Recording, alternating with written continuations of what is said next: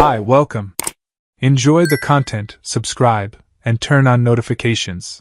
Kevin always believed he knew his wife better than anyone else.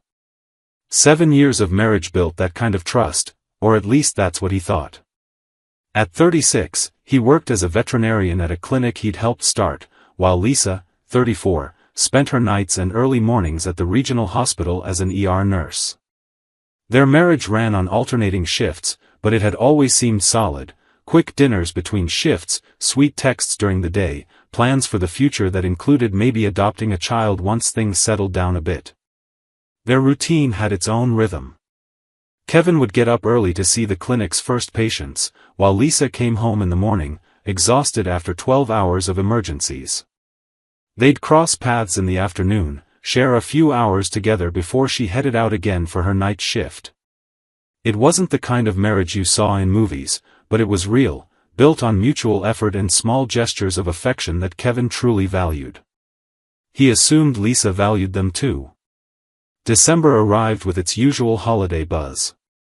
Every year, the hospital where Lisa worked held a Secret Santa among staff, an event she always joined with moderate enthusiasm. In past years, she'd buy simple, practical gifts within the suggested $25 limit, a personalized mug, a coffee shop gift card, things like that.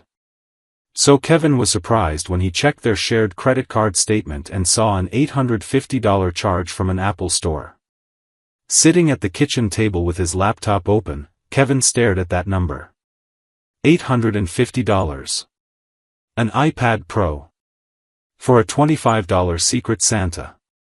The discrepancy was so absurd that, for a moment, he wondered if it might be a system error, a double charge, anything that made sense. But the date lined up perfectly with the day Lisa had casually mentioned needing to buy a gift for Secret Santa. When she walked in that morning, Kevin was already awake and waiting.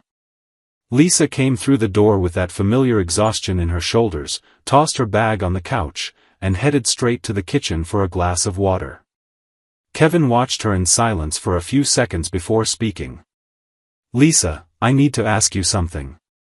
She turned toward him, still drinking, and made a soft sound of acknowledgement. "I saw the credit card statement. $850 at the Apple store." She nearly choked on the water. Lisa swallowed too fast, started coughing, and put the glass down on the sink with trembling hands. Kevin watched panic flood her face like a wave. "Oh, that." She wiped her mouth with the back of her hand, avoiding his eyes. I got confused. I thought it was for another event, you know? It wasn't for Secret Santa. It was for a hospital thing, a charity raffle." Kevin tilted his head, processing her answer. 7 years with someone teaches you how to spot a lie. The way she looked away, the way her words tumbled out too quickly, tripping over each other, that wasn't the truth. "A charity raffle." Kevin repeated slowly, flatly. "For $850. And you didn't think you should have checked with me before spending that kind of money?" "Kevin, I was going to tell you. I just forgot with all the chaos of my shift." Lisa was already backing toward the hallway. "I'm exhausted. Can we talk about this later? I need to sleep." She disappeared into the bedroom before he could respond. Kevin stayed seated, staring at his laptop screen, that number blinking like a red warning light. $850. For who? Why? Her explanation made no sense at all, and the more he thought about it, the more it gnawed at him like a splinter buried under the skin. That night, while Lisa slept deeply behind a closed bedroom door, Kevin did something he'd never done before. He picked up her phone from the nightstand, unlocked it with the password they'd always shared, the 4 digits of their wedding date, and started looking. He didn't know exactly what he was searching for, he was just following an uneasy instinct that kept growing in his chest. At first glance, her messaging app seemed normal: texts with coworkers, group chats about shift swaps, nothing suspicious. But then Kevin opened the default messaging app and scrolled past recent conversations. That's when he saw the name, Dr. Marcus Reed. His heart pounded as he tapped into the thread. The latest messages were from 2 days ago. Loved the gift. You didn't have to spend so much, but thank you. Can't wait to see you tomorrow. Lisa's reply, you deserve it. And I can't wait either. Kevin scrolled upward, reading message after message. There were months of history, declarations of love, plans to meet up, photos that made his stomach turn. Marcus sent selfies from his car. Lisa responded with heart emojis. He wrote, "You're amazing," and she replied, "You make me feel alive again." There were messages sent during her shifts, in the brief breaks between emergencies. Messages where he complained about his wife, saying their marriage had been dead for years. Kevin read every word with surreal calm, as if he were reading about someone else's life. But it was his life. It was his marriage crumbling in digital sentences, in secret plans made behind his back, in lies carefully stacked over months. Kevin took screenshots of everything. Methodically, without rushing, he captured every incriminating conversation, every photo, every whispered promise across the screen. Then he returned the phone exactly where it had been, locked it, and quietly left the room. He sat on the living room couch in the dark early hours and looked at his own shaking hands. Anger, sadness, and a strange sense of relief swirled inside him. Relief because now he knew. He wasn't crazy. He wasn't paranoid. That outrageous gift had an explanation, and that explanation was worse than anything he could have imagined. Kevin searched the name on Facebook. Dr. Marcus Reed. Cardiovascular surgeon. 42 years old. Married. 2 smiling kids in the profile picture, a boy and a girl. His wife's name was Rachel, according to the bio. She worked as a freelance graphic designer. In their photos, they looked like a happy family, beach vacations, birthdays, graduations. Rachel had no idea her husband was exchanging romantic texts with a nurse at the hospital. Just like Kevin hadn't known until a few hours ago. He didn't sleep that night. He stayed on the couch, planning what to say, how to say it, when to say it. Part of him wanted to wake Lisa immediately, yell, demand answers. But another part, the part that still functioned logically even amid emotional chaos, knew he had to stay in control. He had to do this right.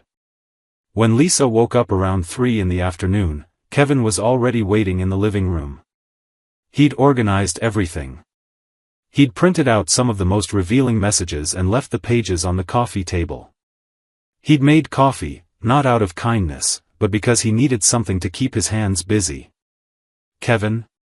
You didn't go to work today?"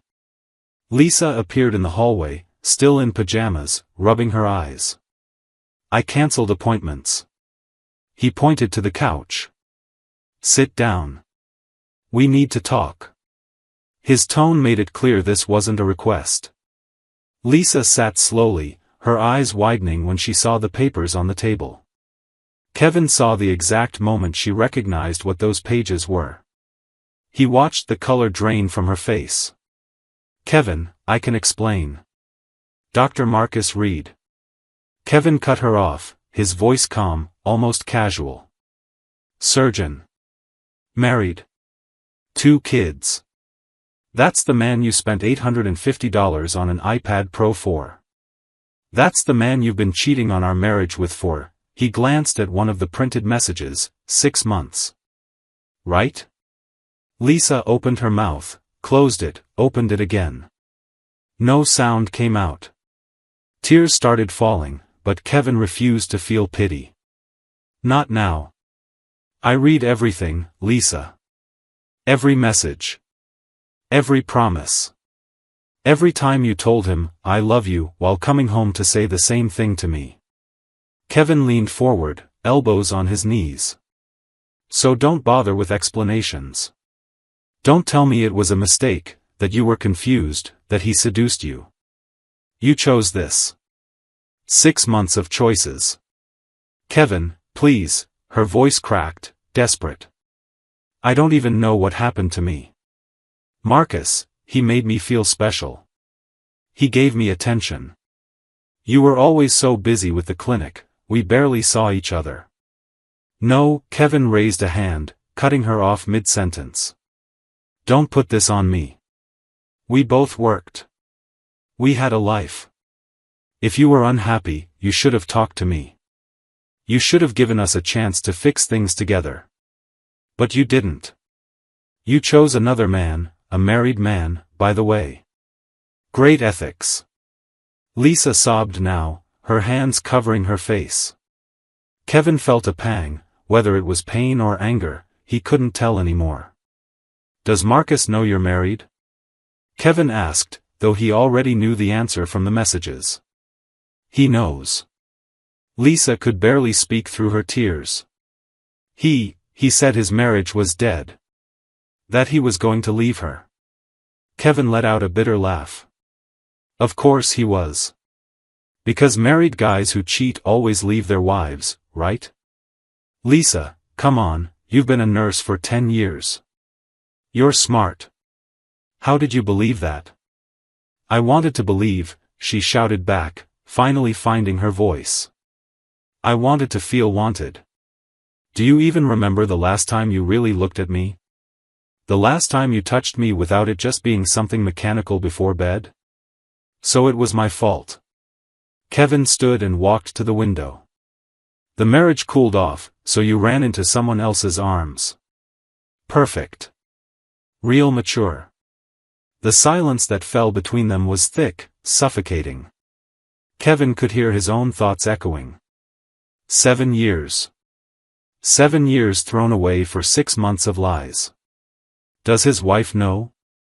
Lisa asked quietly. Rachel? No. Not yet. Kevin turned to face her. But she will. Because I'm going to tell her. Lisa went pale. Kevin, no. Please. That'll destroy his family. The kids. You should have thought of that sooner. Kevin picked up his phone. Marcus destroyed his own family the moment he decided to send you that first romantic text. Just like you destroyed ours. Rachel deserves to know, just like I deserved to know, and only found out because I decided to look. I'll break it off with him. Lisa stood, desperate. Today. Right now. I promise. I'll tell him it's over, block his number. We can try to fix this, Kevin. Please. We've had 7 years together. We had 7 years. Kevin corrected her. Now we have a marriage built on lies. I don't even know who you are anymore, Lisa. When I look at you, I see a stranger. She took a step toward him, hands outstretched, but Kevin stepped back. Don't touch me. His voice was cold, sharp. Not now. Maybe never again. Lisa collapsed back onto the couch, sobbing uncontrollably. Kevin watched her, the woman he thought he knew, the woman he thought he loved, reduced to a pitiful figure drowning in self-pity. He didn't feel the compassion he expected. Only emptiness. I'll stay in the guest room. Kevin announced. You have 2 days to find somewhere else to go. After that, I'm changing the locks. And in case you're wondering, yes, I'm filing for divorce. My lawyer already has copies of everything. It was a lie. He hadn't spoken to a lawyer yet. But Lisa didn't need to know that. Kevin. The conversation's over, Lisa. He left the room before she could say anything else, locked himself in his office, and finally let his own emotions catch up. He sat in his chair, head in his hands, and let the reality of what had happened truly sink in. His marriage was over. The woman he loved had cheated on him with a coworker. And he'd have to rebuild his life from scratch at 36. But first, there was a call to make. Finding Rachel Reed's number was easier than Kevin expected. A quick LinkedIn search led him to her professional website as a graphic designer, complete with contact info. He stared at that number on his screen for a long time, debating whether he should really do this. Then he remembered the messages, Marcus calling Rachel a burden, saying their marriage had been dead for years. He remembered Lisa laughing at something Marcus had said about his wife. And his decision became clear. He dialed the number before he could change his mind. 3 rings. 4. Hello? A woman's voice, professional but friendly. Rachel Reed? Yes, who's this? Kevin took a deep breath. My name is Kevin Patterson. You don't know me, but I need to talk to you about something important. It's about your husband, Dr. Marcus Reed. There was a pause on the other end. What about Marcus? Did something happen? Not an accident. Kevin rubbed his face with his free hand. Look, this is going to be hard to hear, and I'm really sorry I have to be the one to tell you, but your husband's having an affair with my wife. Lisa. She's a nurse at the hospital where he works. The silence that followed was absolute. Kevin could hear Rachel's breathing growing faster, shallower. How do you know this? Her voice trembled. I found messages. Hundreds of them. It's been going on for 6 months. I can send you proof if you want, screenshots, dates, everything. 6 months. Rachel repeated it, as if testing the words on her tongue. 6 months, and I didn't notice a thing. Neither did I. Kevin said quietly. Not until yesterday. When I saw she'd spent $850 on a gift for him. That's when I started digging. $850, Rachel let out a sound that was half laugh, half sob. While I'm over here clipping coupons to save on groceries. My God. Rachel, I'm so sorry. I know this is. Send me the proof. She cut him off, her voice now steady, controlled. Send me everything you've got. My email is rachel.reed.designs@gmail.com, and thank you for telling me. I know it wasn't easy. It wasn't. Kevin agreed. But you deserve to know. Just like you did. Rachel sighed heavily. We're in the same boat, Kevin. 2 fools who trusted the wrong people. After the call ended, Kevin sent Rachel every screenshot, every message, every photo, every piece of evidence he'd collected. Then he waited. It didn't take long. 3 hours later, Lisa's phone started ringing frantically. Kevin was in his office when he heard her answer, her voice rising in panic. Marcus, calm down, what happened? What do you mean your wife knows? Kevin didn't need to hear the rest. He could picture it perfectly. Rachel had confronted Marcus, maybe in front of the kids, maybe not, but she'd definitely confronted him, armed with undeniable proof. There was no way Marcus could deny it. No way to lie when she had dated, detailed screenshots. Lisa appeared in the doorway of his office minutes later, her face red from crying. You told his wife. It wasn't a question. Rachel called him at the hospital. Caused a scene. Everyone knows now. The whole hospital knows. Kevin, my career. Your career? Kevin swiveled in his chair to face her. You're worried about your career. Lisa, you cheated on your husband with a married coworker. For 6 months. Do you really think your professional reputation should be your priority right now? I'll be reassigned, she nearly screamed. They'll put me on permanent night shift, away from Marcus, away from everyone. They'll isolate me. Good. Kevin turned back to his computer. Sounds fair. Fair? You ruined everything. You could have kept this between us, we could have worked it out privately, but no, you had to involve his wife, create a scandal. Kevin stood so fast his chair spun. I ruined it? Me? He laughed, a humorless sound. Lisa, all I did was tell the truth. You and Marcus destroyed 2 marriages. You're both responsible for every consequence that follows. Not me. Marcus is going to hate me for this. she whispered. Great. Kevin walked past her toward the door. Maybe then the two of you will finally feel even a fraction of what Rachel and I are feeling. He left the house, got in his car, and drove with no destination in mind. He ended up parked at a lookout point about 20 minutes away, a place he and Lisa used to visit in the early years of their marriage. It was ironic that his feet had led him there now. Sitting on the hood of his car, Kevin looked down at the city spreading out below. So many people, so many lives unfolding at once. How many of them were living lies too? How many were betraying, or being betrayed, right at that very moment? His phone rang. Unknown number. Kevin answered. Kevin? It's Rachel. Hope you don't mind I pulled your number from my call log. I don't mind. Kevin said. How are you holding up? Honestly? I don't know.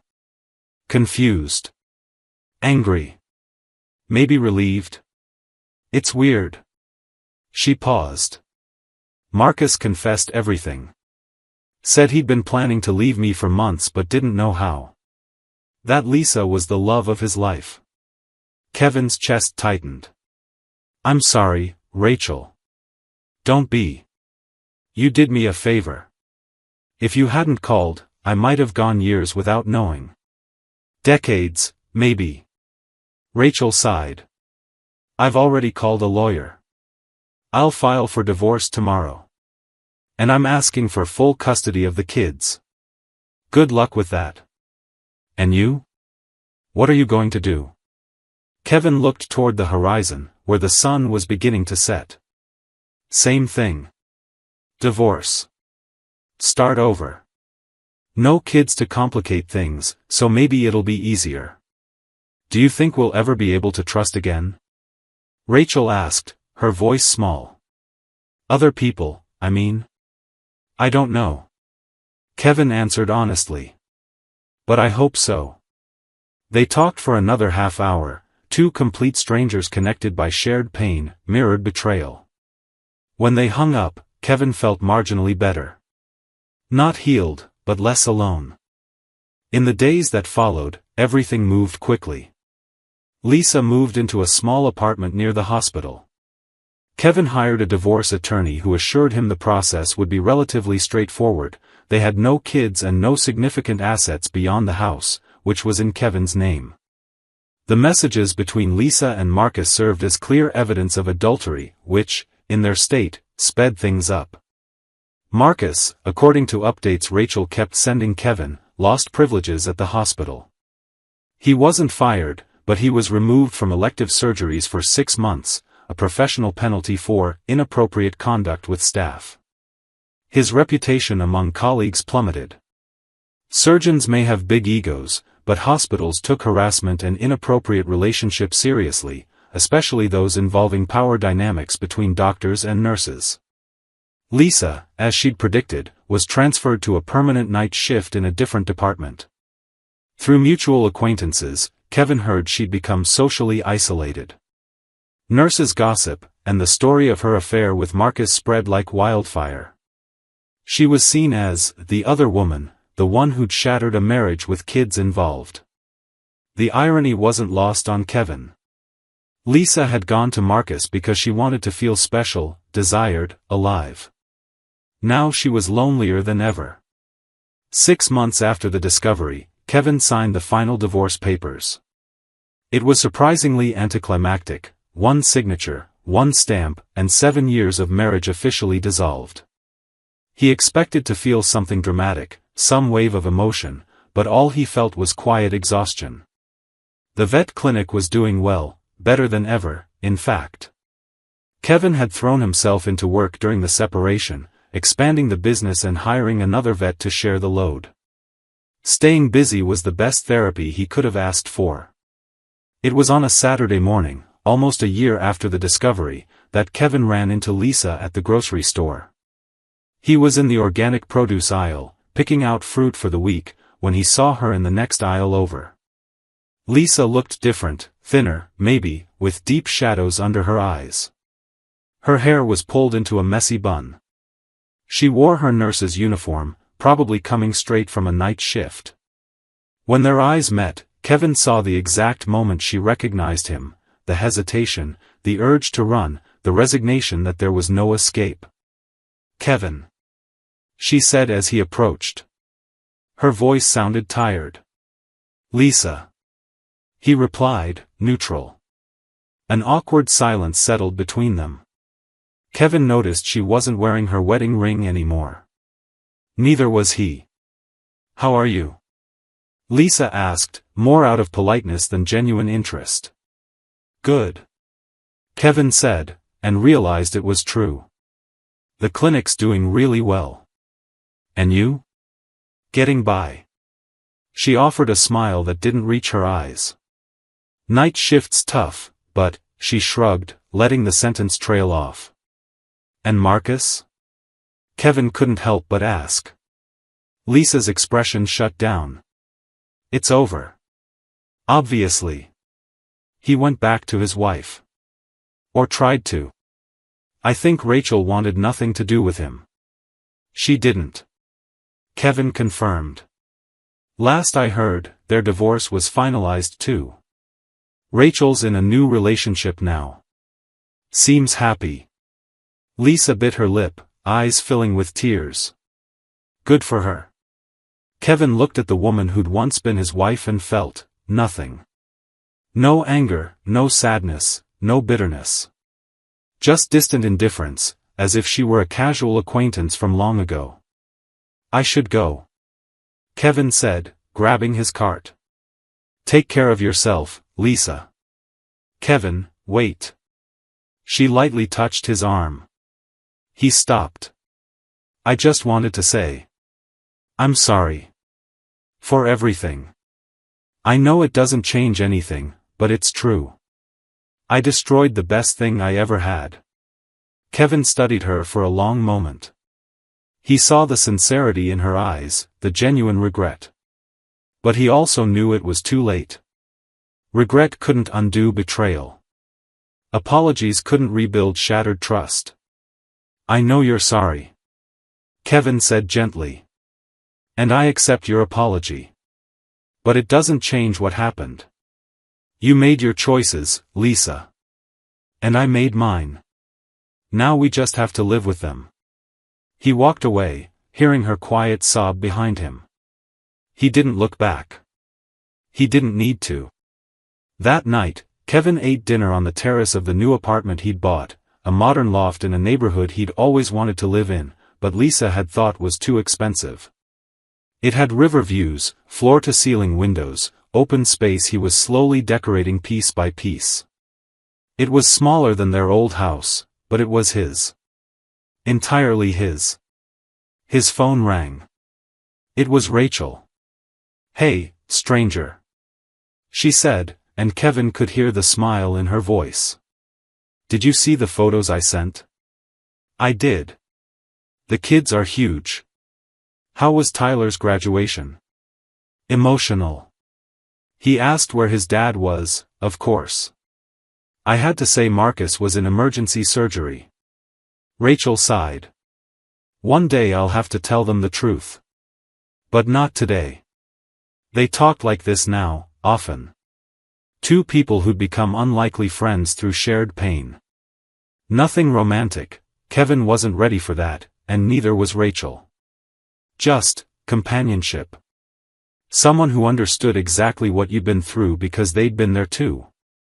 "I ran into Lisa today," Kevin said, watching the city lights begin to flicker on below.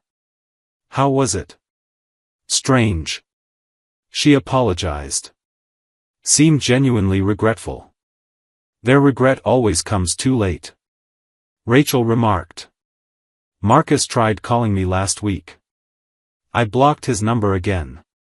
"Good for you. We're strong, Kevin. Stronger than they ever were." Kevin smiled, taking a sip of wine. "That's true." After they hung up, Kevin stayed on the terrace, watching the city pulse with life beneath him. He thought about how life could change in seconds, a bank statement, a few messages, and an entire future you'd planned could collapse. But he also thought about how life goes on. How pain eventually fades. How it's possible to rebuild, reinvent, start over. He wasn't the same man who'd blindly believed in marriage vows anymore. He wasn't naive enough to think love conquers all. But he was wiser. More careful. More aware of his own worth. Lisa had been right about one thing: she'd destroyed the best thing she'd ever had. But in doing so, she'd also freed Kevin to find something better. Not right away, maybe not for a long time, but someday. When he was ready. When he found someone who valued loyalty as much as he did. For now, Kevin had his clinic, his friends, his new apartment, and the quiet satisfaction of knowing he'd done the right thing. He'd respected himself enough not to settle for crumbs of affection. He'd valued himself enough to walk away from someone who betrayed him. He'd had the courage to start from zero instead of living in a comfortable lie. And in the end, that was what mattered. Not revenge, not anger, not the desire to see Lisa suffer, but the ability to move forward with dignity, knowing he'd done everything right. That when he discovered the betrayal, he didn't hesitate, didn't beg, didn't shrink himself. He confronted, processed, and rebuilt. Kevin finished his wine and went inside. Tomorrow would be another day. The clinic would have patients waiting, surgery scheduled, routines to follow. And he'd be there, present, alive, free. Free from lies. Free from someone who didn't value him. Free to write the next chapters of his own story without the weight of a past that didn't deserve to be carried. As he closed the terrace door, Kevin took one last look at the glowing city and allowed himself a small smile. Life after betrayal wasn't the ending he'd imagined. It was a fresh start he never knew he needed. And that, finally, was enough. Thank you for watching the video. If you enjoyed it, don't forget to subscribe to the channel and turn on notifications so you won't miss any updates. See you next time.